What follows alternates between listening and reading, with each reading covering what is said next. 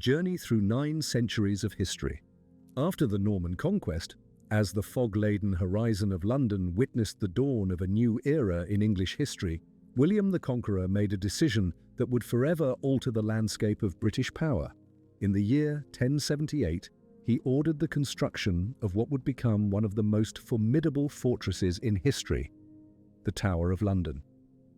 Standing proudly on the north bank of the River Thames, this architectural marvel was strategically positioned to defend the city and serve as a towering reminder of Norman authority over the newly subdued Anglo-Saxon population.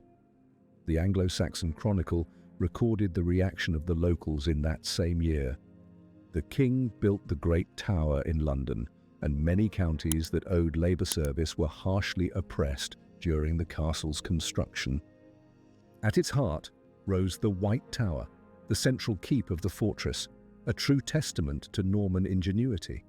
Its walls reached heights of 90 feet and measured up to 15 feet thick at the base.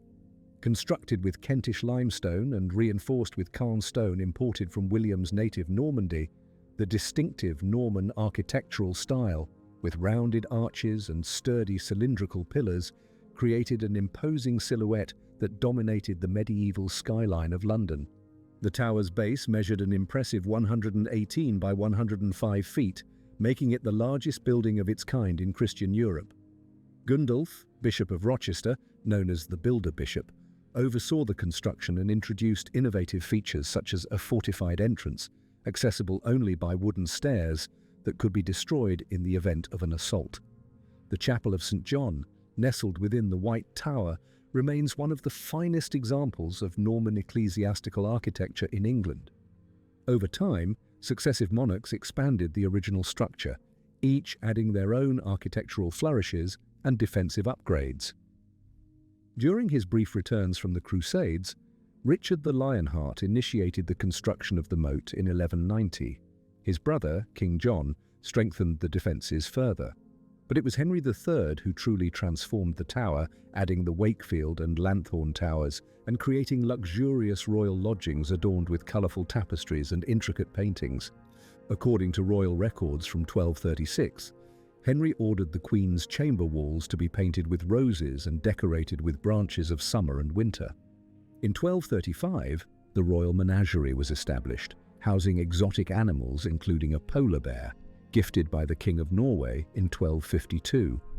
The bear was often led down to the Thames on a long chain to fish for its own food, astonishing the people of London. As a royal residence, the tower reached its zenith during the medieval period, hosting monarchs before their coronations and serving as a secure retreat during times of civil unrest. Edward I, known as Longshanks, expanded the royal apartment significantly and established the Jewel House, where the crown jewels have been stored since 1303.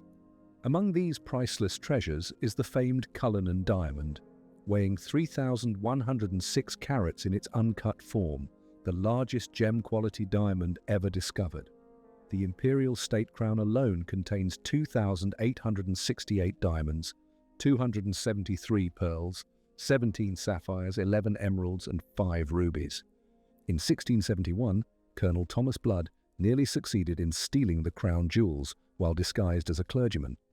When captured, he famously declared to Charles II, "I would have added the crown of England to my trophies."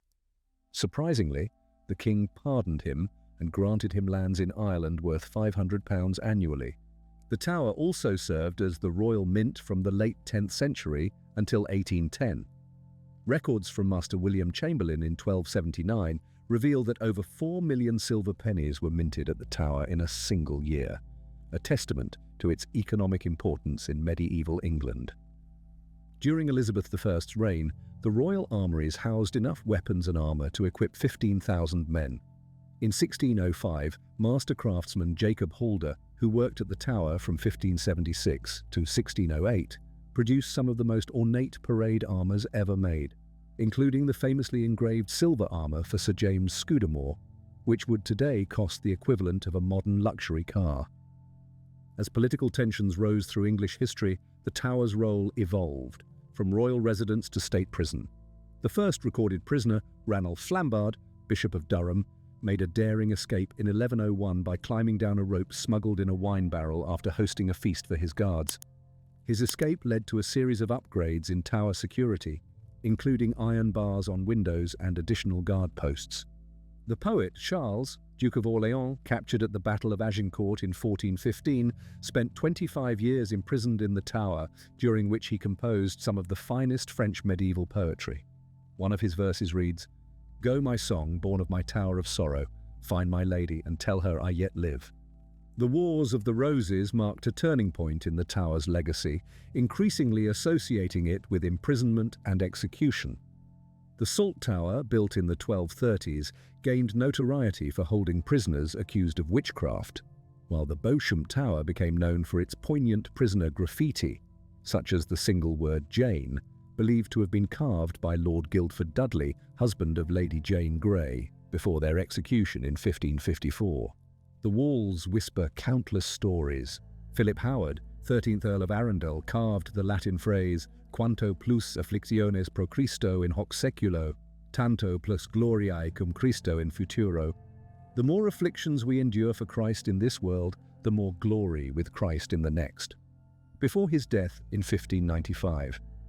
During the Peasants' Revolt in 1381, the tower served as a royal sanctuary when young King Richard II took refuge there as rebels ransacked the city. Its importance as a military bastion peaked again during the English Civil War. In 1642, parliamentarian forces seized the tower. Lieutenant General William Balfour recorded an inventory of 15,000 small arms, 200 barrels of gunpowder, and many cannons. The constable of the tower, Sir John Byron, surrendered without resistance, prompting poet Sir John Denham to write, "That sacred place where fortune's favour fell, sacred no more, but now the house of treason's smell." The tower's military role persisted into the 20th century. During World War II, German bombings damaged the structure, particularly during the Blitz of 1941. On September 5, 1940, a powerful bomb struck the northern battlements and the Jewel House. Still, the tower endured, symbolizing British resilience. The last prisoner held at the tower was Hitler's deputy, Rudolf Hess, briefly jailed in 1941 before being moved to military custody. It also served as the execution site for 12 German spies during World War I, the last executions carried out within its walls. The final person executed was Joseph Jacobs, shot by firing squad on August 15, 1941, in a small shooting range inside the tower grounds. Intriguingly, the tower has kept meticulous records of its prisoners and their living conditions. 15th century bills show that high-ranking inmates often enjoyed refined meals and had personal servants. While imprisoned in 1554 as a princess, Elizabeth I was allowed to walk in the garden, always under strict watch. Sir Walter Raleigh, jailed for 13 years, established a laboratory in his quarters where he conducted alchemical experiments and developed his famous elixir, the Great Cordial. Antiquarian John Stowe recorded that Raleigh's infant son was born in the tower and nicknamed Carew, Welsh for tower. In his writings, Raleigh reflected deeply on human nature. Who does not know that conscience is born of love? If I were to name its cause, I would say love is the root of conscience. The ravens of the tower add yet another layer of mystique. According to a legend from the reign of Charles II, if the ravens ever leave the tower, the kingdom will fall. The king, persuaded by his royal astronomer, who complained the birds interfered with his instruments, decreed that 6 ravens must always remain. Today, 7 ravens are kept, the required 6+1 backup, under the care of the Raven Master. With partially clipped wings to prevent escape, each raven has a name and a distinct personality. The most famous, Jim Crow, served for 44 years and could even bow to visitors. The chilling role of executioners at the tower. In the shadowy alleys of medieval London, where the walls of the tower whispered tales of power and punishment, a select group of men practiced what might have been the most macabre profession in history. These were the executioners of the Tower of London, their names forever tied to the final moments of some of England's most notable figures. Among them, Richard Brandon stands out as one of the most infamous. Known as the executioner of the king, Brandon, who inherited the position from his father, Gregory Brandon, earned grim fame as the masked man who beheaded King Charles I in 1649. He later claimed the act haunted him until his death the same year, confessing on his deathbed, "His ghost torments my dreams." Charles I's execution was particularly notable. Brandon received an unprecedented payment of £30, equivalent to around £4,000 today, along with the king's cloak, a traditional perquisite for the executioner. The poet Andrew Marvell would later write of that chilling moment, "He nothing common did or mean upon that memorable scene." Despite its financial perks, the role of executioner carried a powerful social stigma. Records from 1538 show that executioners earned about £23 annually, approximately £15,000 today, with additional payments per execution: 13 shillings and 4 pence for a beheading, 6 shillings and 8 pence for a hanging. These men often lived in isolated lodgings within the Tower complex, separated from prisoners and guards alike. John Ketch, perhaps the most notorious executioner of the late 17th century, was known to drink alone at the Lamb and Flag Tavern near the Tower, shunned by others despite his official status. Ketch became so infamous for botched executions that his name became a colloquial term for executioners, Jack Ketch, and was immortalized in puppet shows and street ballads. Diarist Samuel Pepys wrote in 1684, "I hear the executioner's name is Ketch, and he is so proud of his name that he has it written in golden letters over his door." Execution demanded considerable skill, particularly when it came to beheadings, often reserved for nobles and royalty. The executioner's axe, weighing around 7 pounds with an 18-inch blade, required tremendous strength and precision. The sword, considered a more honourable tool used for high-ranking nobles, demanded even greater finesse.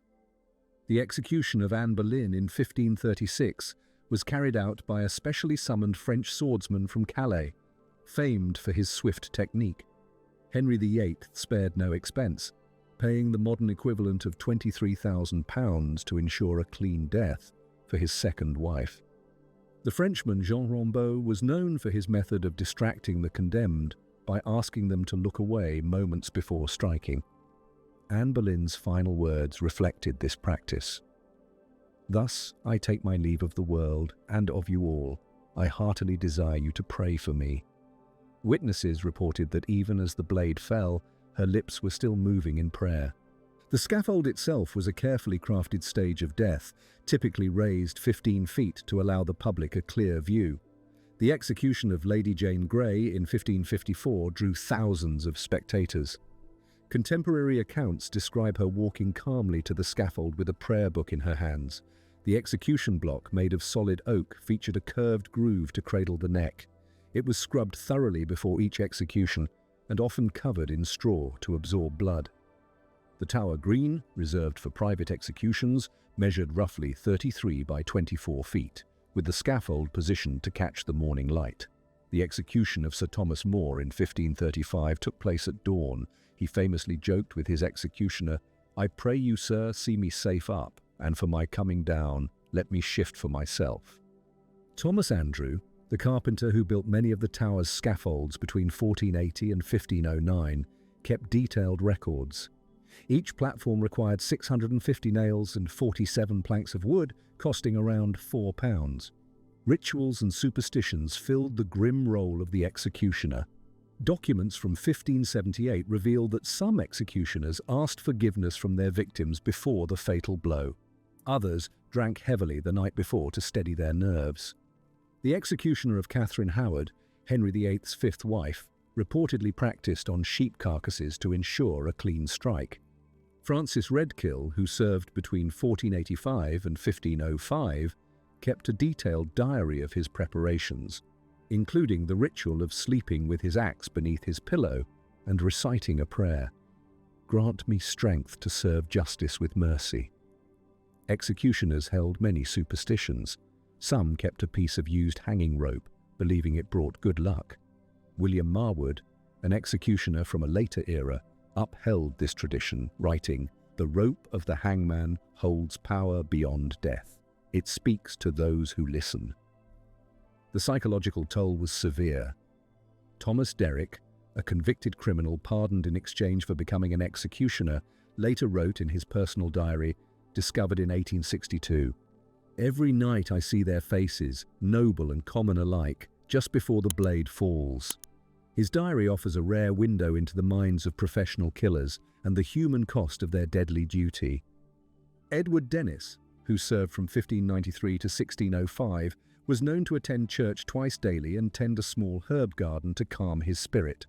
After executing Robert Devereux, 2nd Earl of Essex in 1601, Dennis fell into such a severe depression that he took a 3-month leave of absence. His wife, Isabel, wrote to the Privy Council, "The weight of souls lies heavy on him, and he seeks comfort in prayer and herbs." Not all executions went as planned. The beheading of Margaret Pole, Countess of Salisbury in 1541, became one of the most brutal in Tower history. At 67, she refused to lay her head on the block. The inexperienced executioner chased her across the scaffold, striking her repeatedly. According to a witness, Brother William Petto, she ran, and he followed with his axe, striking here and there until the 11th blow ended it. The executioner, identified in Tower records as Alexander Burwell, was so traumatized that he resigned and reportedly joined a monastery in Norfolk. Similarly, Sir Alexander Carew's execution in 1645 became infamous after executioner Raphael Griffin required 4 strokes to finish the job. The crowd reacted violently, and Griffin had to be escorted from the tower under armed guard. Poet John Taylor wrote, "When death's dark servant falters in his task, the condemned must wear the executioner's mask." The power to grant last-minute pardons lay with the monarch, often resulting in dramatic scenes. In 1483, Sir James Tyrrell was already kneeling at the block when a royal messenger arrived with a pardon from Richard III. The axe had already been raised, and legend claims Tyrrell's hair turned white from the fright. Ironically, he returned to the Tower years later, this time without reprieve, accused of murdering the princes in the Tower. Another dramatic case was John Dudley, Duke of Northumberland, in 1553. As he mounted the scaffold, a royal messenger arrived. The crowd believed it was a pardon, but it was merely a delay, allowing Dudley to witness the execution of his ally, Sir John Gates. The Tower's chaplain, Master Hugh Latimer, recorded Dudley's bitter words. "This delay is but to taste the bitterness of death twice." Executioners followed strict protocols. They often fasted before executions and ritually asked forgiveness from the condemned. The axe and block were covered with black cloth between uses, and the tools were meticulously maintained. A well-preserved 1597 inventory lists multiple axes, swords, and blocks, along with maintenance instructions. The edge shall be wetted with the finest stone and greased with whale fat to ensure the cleanest cut. William Rosewarden, who served from 1566 to 1578, kept records of tool care, including storing axes in salted leather to prevent rust.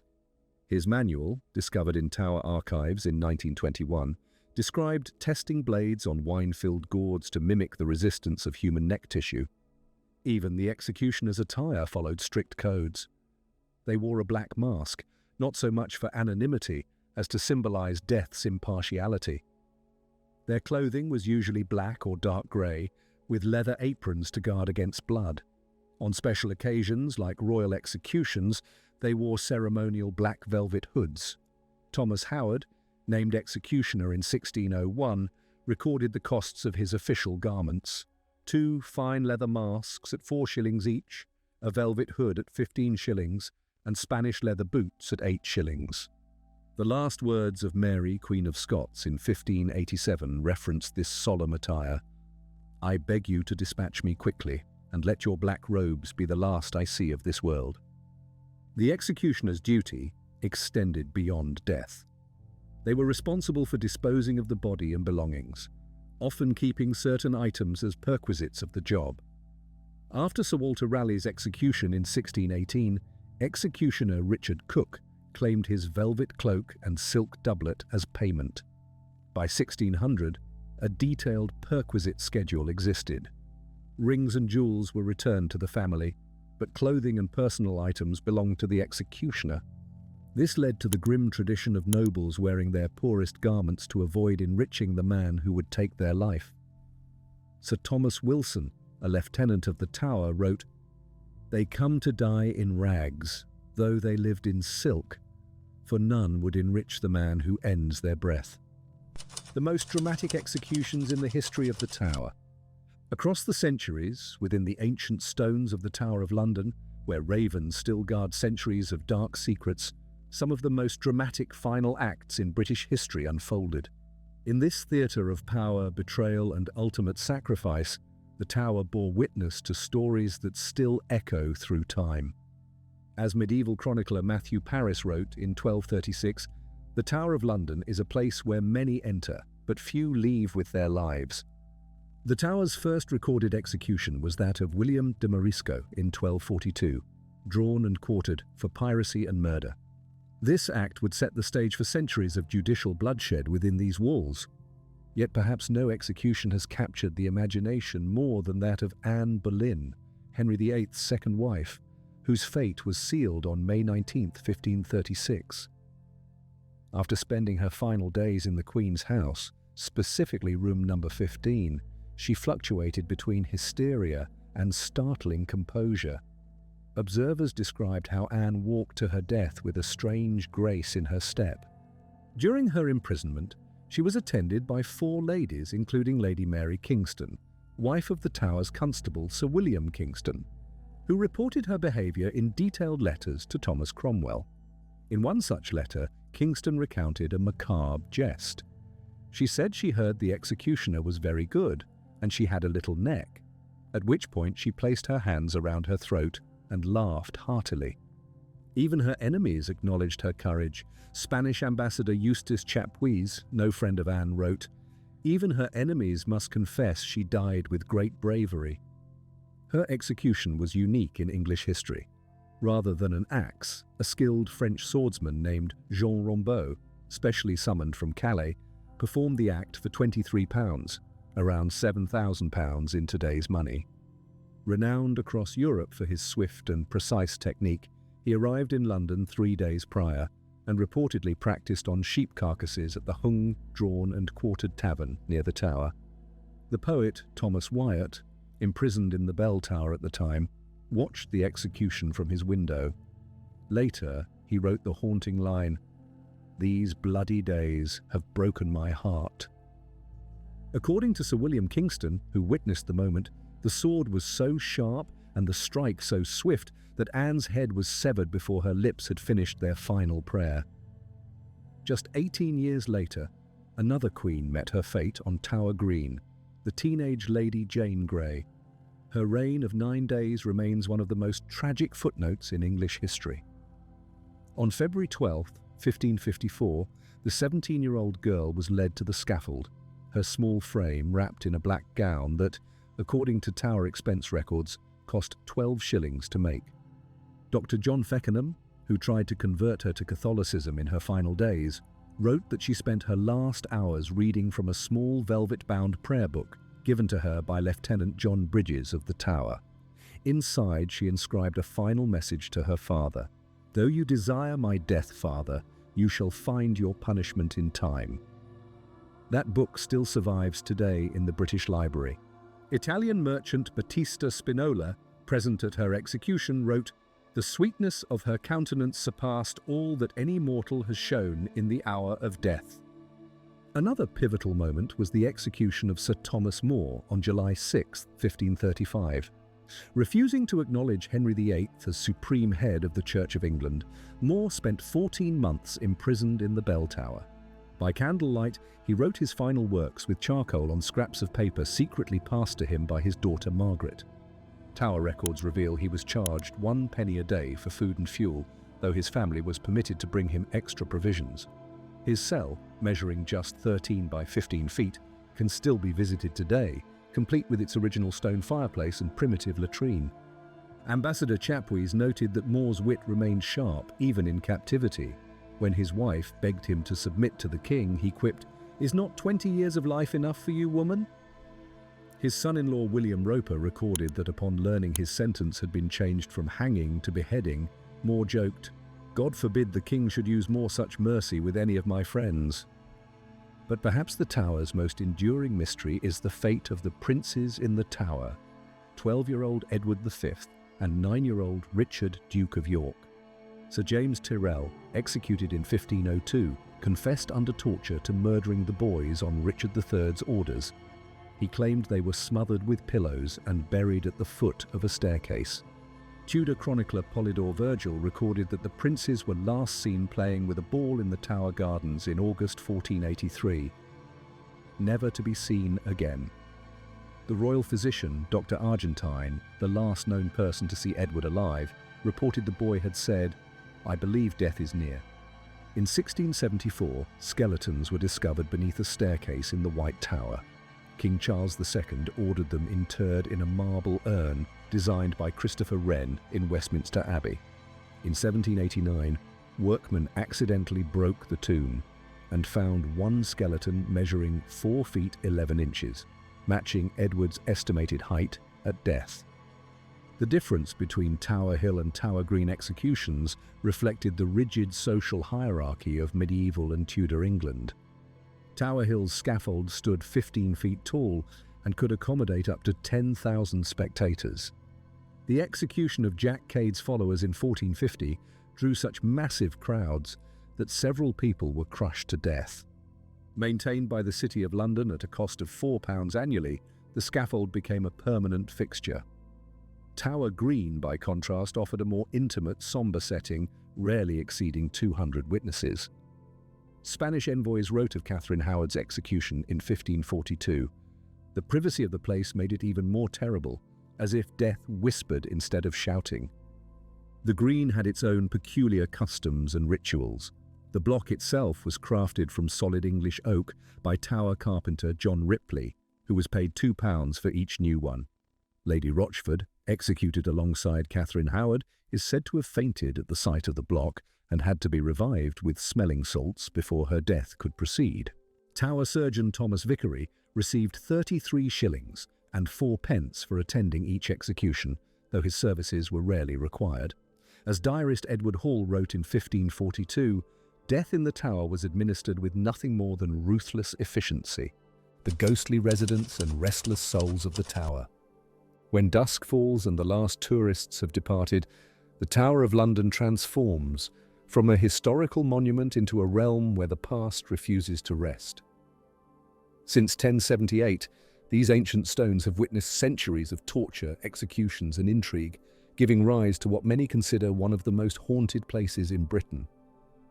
The first recorded ghostly encounter dates back to 1817, when guard Edmund Lenthal Swift witnessed a mysterious bear in the Martin Tower, an incident that, according to official Tower records, led to his death from shock 2 days later. Swift's last words, recorded by Tower physician Dr. James Morrison, were eerily specific. It was no trick of the light, no illusion of the mind. It was as real as the very stones themselves. This event prompted the first official investigation into supernatural phenomena within the Tower, led by Sir Robert Smirke, the Tower's architect. In his private diary, now preserved in the British Library, he documented 17 unexplained incidents between 1817 and 1820. Perhaps the Tower's most famous ghost is Anne Boleyn, whose tragic execution in 1536 appears to have tethered her spirit to the grounds. The first documented sighting by yeoman guard John Humphrey in 1864 sparked a long series of encounters with the ill-fated Queen. In his diary, Humphrey wrote, "She walked like one accustomed to command, her head held high despite its ghostly separation from her body." In 1933, Captain of the Guard Leonard Whitmore gave an especially detailed account. Not only did he see Anne, but her entire execution procession, including the French swordsman and her ladies-in-waiting, crossing Tower Green precisely at 8 a.m., the documented hour of her death. As Shakespeare wrote in Henry VIII, "After my death I desire no other herald of my actions but myself." It seems Anne's spirit is determined to ensure the living remember her. In 1976, during a famed encounter, Major General George Younghusband reported that the temperature in the chapel dropped so dramatically that frost formed on the interior walls in the middle of July. The chapel's logbook that evening documented a sudden plunge from 68 degrees Fahrenheit to 35 degrees Fahrenheit in mere minutes. The chilling mystery surrounding the Bloody Tower and the vanished princes has fueled some of the tower's most consistent paranormal activity. Edward V, age 12, and Richard, Duke of York, age 9, were last seen alive in June 1483. Since then, their spirits have become regular visitors. In 1953, guards Thomas Willoughby and Richard Halliwell each saw the two boys separately, just 15 minutes apart, precisely at 3 a.m. Both men, interviewed independently by the tower's constable, Field Marshal Sir Gerald Templar, gave identical descriptions, including the embroidered nightshirts the boys wore. These details matched the tower's inventory records from 1483. In 1990, Sister Catherine Morton, a visiting nun, captured the now famous photo of two shadows in the window of the Bloody Tower. Subsequent analysis by the British Society for Paranormal Research found that her film had been exposed to unusually high levels of electromagnetic activity. Physicist Dr. James Henderson stated, "The EM readings from this film are consistent with what we'd expect from a significant paranormal event. The spectral presence of Lady Jane Grey, the 9 Days Queen, has been so frequently documented that the tower staff maintains a special log for sightings on February 12th. The group encounter of 1957, witnessed by 23 tourists and 2 yeoman guards, included American visitor Margaret Bourd, coincidentally sharing a name with Henry VIII's mother, who wrote in her travel diary, "The air was thick with sorrow, and through the mist we did not see actors, but history itself bleeding before our eyes." Chief Yeoman Arthur Crack's account described the unmistakable sound of prayers in French. Lady Jane was known to have recited Psalm 51 in French moments before her death. In 1998, a group of Japanese tourists captured mysterious audio recordings of a young girl's voice reciting that same psalm in 16th century French, confirmed by Oxford linguists to match pronunciation patterns of that time. Supernatural activity in the White Tower extends beyond ghostly apparitions.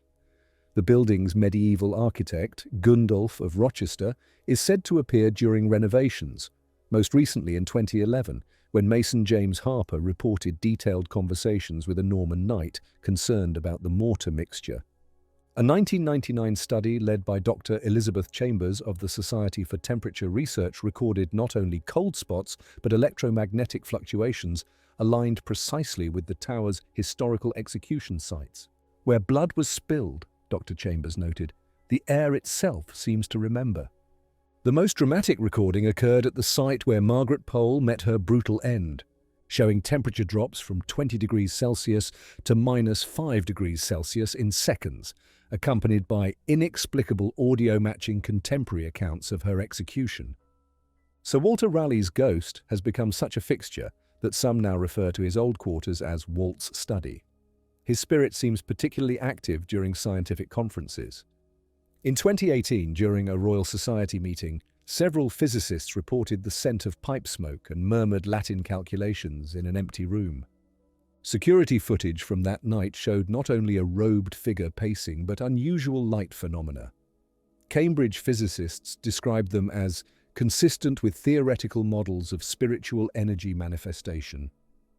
Raleigh's final words before execution, "Strike, man, strike," are still occasionally heard echoing through the Bloody Tower at dawn. Most recently, night guard Stephen Matthews documented such an occurrence in December 2023. The supernatural geography of the tower extends to its lesser-known haunted spaces. In the Salt Tower, where alchemist Henry Croft was imprisoned in 1590, visitors have reported the scent of sulphur, the sound of clinking glass, and occasional bursts of inexplicable blue light from the stone walls. The medieval palace, once home to Henry III's polar bear, a gift from the King of Norway in 1252, is linked to ghostly roars and claw marks that appear and vanish during full moon nights. In 2020, motion sensors in the area detected large animal movements while the space was empty, prompting a week-long investigation by historic royal palace's security. The most recent documented paranormal event occurred in January 2024, when a team restoring the Queen's House experienced what they described as a temporal slip. For several minutes, they found themselves seemingly transported to the 16th century, surrounded by the sounds, smells, and sights of Tudor England. One worker described seeing Catherine Howard running down the corridor, screaming for mercy, exactly as she was known to have done before her execution in 1542. The incident, witnessed by 5 restoration workers and filed in an official report, included details about Tudor furnishings later confirmed in archival records previously unknown to the witnesses. As veteran yeoman guard John Kane wrote in his 2023 memoir, Guarding the Ghosts of History, "In the tower, the past is not simply remembered, it is still happening, layer upon layer like pages of a book that refuse to turn. They say the tower is a place where ghosts walk, and as the centuries pass, these stories remain woven into the very fabric of British history. The tower, once feared as the gateway to death, now stands as a solemn reminder of those who lived and perished within its walls, where time itself seems to stand still." Thank you for joining me on this journey through the secrets and shadows of the tower. Until our next exploration, remember, the voice of history is never silent, nor are the echoes that remain. Farewell, and may the stories of the past inspire us all.